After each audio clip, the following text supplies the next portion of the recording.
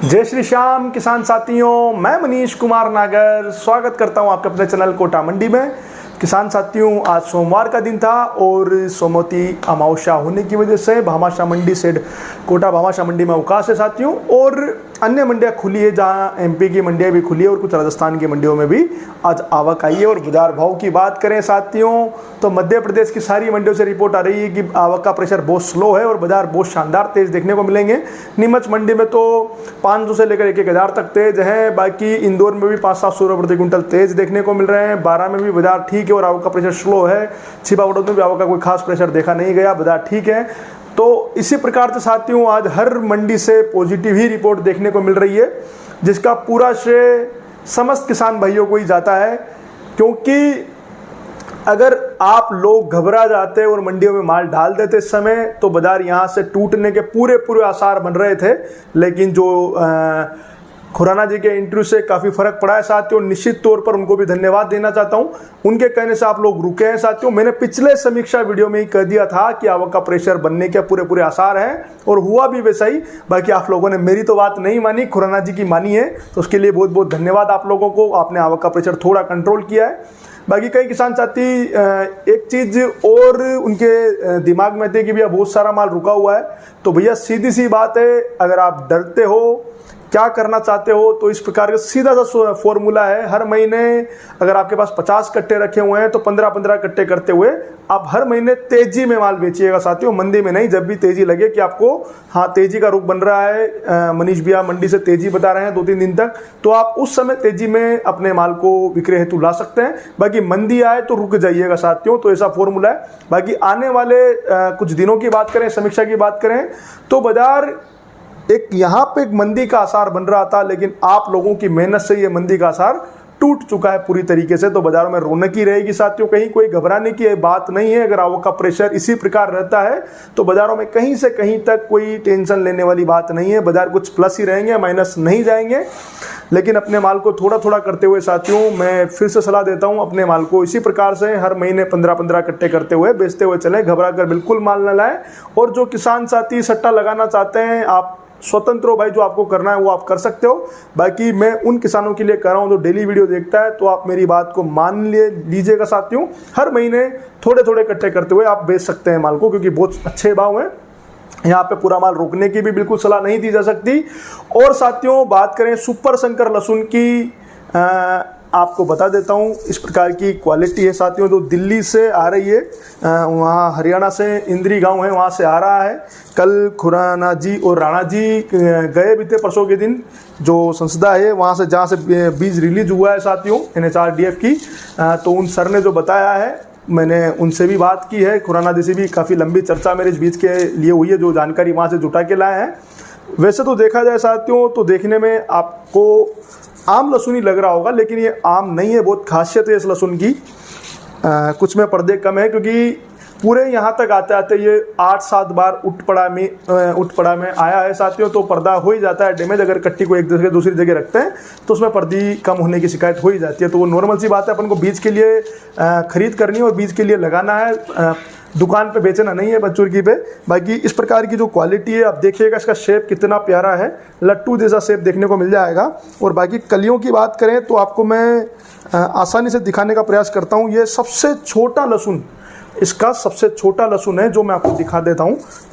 मैंने हालांकि एक शॉर्ट वीडियो भी डाला है साथियों जिसमें दिखाया है कि वजन की, अब देखिए शुरू में तो ऐसा लगता है कि बहुत आसानी से निकल जाएगी कलियाँ, लेकिन बहुत मेहनत लगानी पड़ रही है। अंदर से बहुत ठोस लहसुन है, जबकि सबसे छोटी साइज है साथियों ये। इसकी खासियत मैं आप लोगों को दिखाने का प्रयास करता हूँ। सर्वप्रथम वेस्टेज की बात करें तो सिर्फ जो ऊपर का डंठल है, इसके अलावा कोई वेस्टेज नहीं है। और अब आप कलियों की देख लीजिएगा साथियों, सारी कलियाँ छोटे से कंद में भी, अब आप देखने का समझने का प्रयास कीजिएगा, सारी कलियाँ लंबी है। थोड़ा सा इस पर जूम करने का प्रयास कीजिए। इस प्रकार की कलियाँ, सारी लंबी कलियाँ निकलेगी जो कि एक जैसी है सारी की सारी। तो इस प्रकार की बहुत बेहतरीन वैरायटी है साथियों, सारी लंबी कलियाँ हैं। और ऐसा जो लहसुन है, ये सबसे छोटा कंद था जो मैंने निकाला है, लेकिन कली आपको कहीं भी छोटी देखने को नहीं मिलेगी, सारी कलियाँ लंबी ही देखने को मिलेगी। और दूसरी बात साथियों, वजन में पक्का देसी लहसुन और इस लहसुन में 35 से 40% का फर्क जो मैंने खुद ने नापा है, खुद ने मापा है, उसमें देसी लहसुन जो मेरे घर का था, बढ़िया वैरायटी साथियों, मेरे घर के देसी लहसुन की भी अच्छा पर्दा पॉलिश वाला माल है। बाकी उसमें और इसमें भी साथियों बहुत फ़र्क आया है। देसी लहसुन के मुकाबले इसकी वजन क्षमता जो है 35-40% ज़्यादा है इसमें वजन।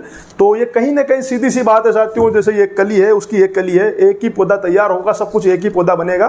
बाकी जब देसी निकलेगा तो वजन कम रहेगा, ये निकलेगा तो वजन ज़्यादा रहेगा। तो सीधा सा फंडा है, वजन में बहुत बेहतरीन है तो पैदावार बहुत बेहतरीन आएगी, इसमें कोई डरने की बात नहीं है। और कई साथियों के ऐसे क्वेश्चन भी आते हैं कि भैया अपनी ज़मीन में उगेगा कि नहीं उगेगा।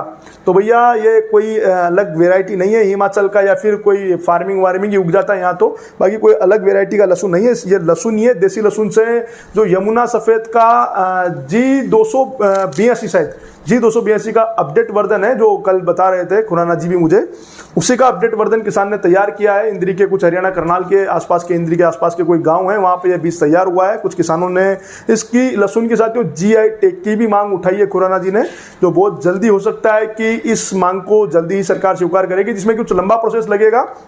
बाकी बीज बहुत शानदार है साथियों।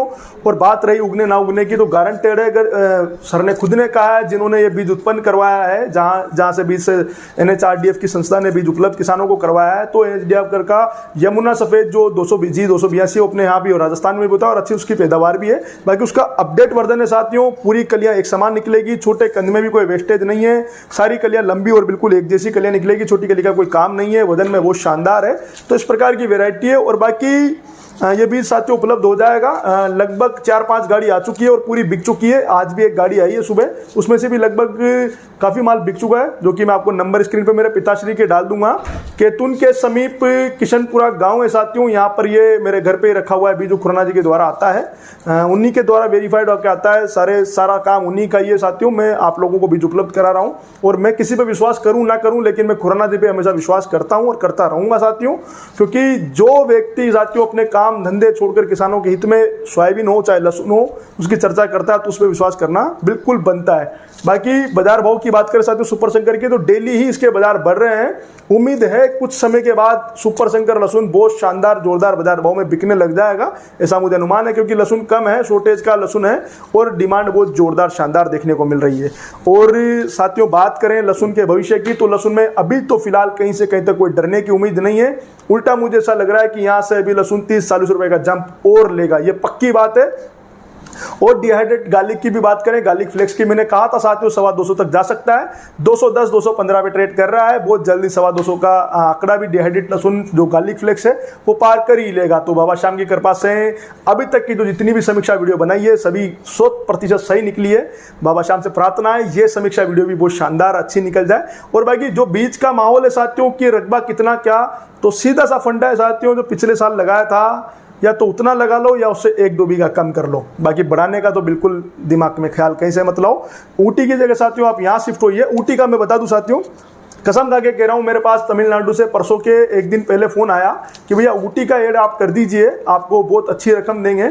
मैंने बिल्कुल उन भैया को मना कर दिया, मैंने कहा मैं ऊटी बीज के लिए बिल्कुल भी किसानों को नहीं बोलूँगा कि ऊटी लगाइए। खास करके राजस्थान के हमारे जो किसान हैं, जो छिपा बड़ौदा बारा हुआ कोटा के जो किसान हैं, यहाँ के जो ऊटी लगाते हैं, बिल्कुल भाई आप बिल्कुल भी मत लगाना। अपनी ज़मीन वैसी नहीं है कि जो MP में जल्दी तैयार हो जाता है, बाकी अपने यहाँ पे ऊटी जल्दी तैयार नहीं हो पाएगा और पैदावार भी उतनी अच्छी नहीं है। छिपा बड़ौद के कई किसान साथी शंकर लहसुन लेने आते हैं, तो उनसे पूछता हूँ कि भैया आपके यहाँ पैदावार ऊटी की कैसी है, तो वही निकल के आ रही है 10 से 15 क्विंटल के लगभग। तो ऐसे किसानों को तो बिल्कुल करने की सलाह नहीं है।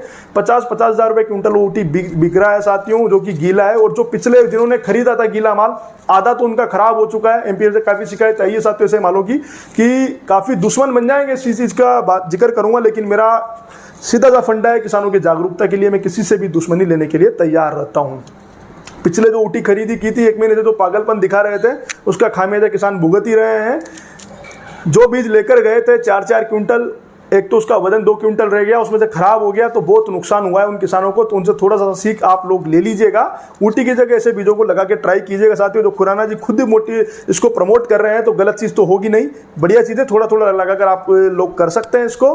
बाकी किसान साथियों सीधी सी बात है, घबराने का कोई विषय नहीं है। कहीं से कहीं तक अपने माल को धीरे धीरे चलते रहिएगा। बाकी कल मुलाकात करते हैं मंडी भाव की वीडियो में। धन्यवाद। जय श्री श्याम।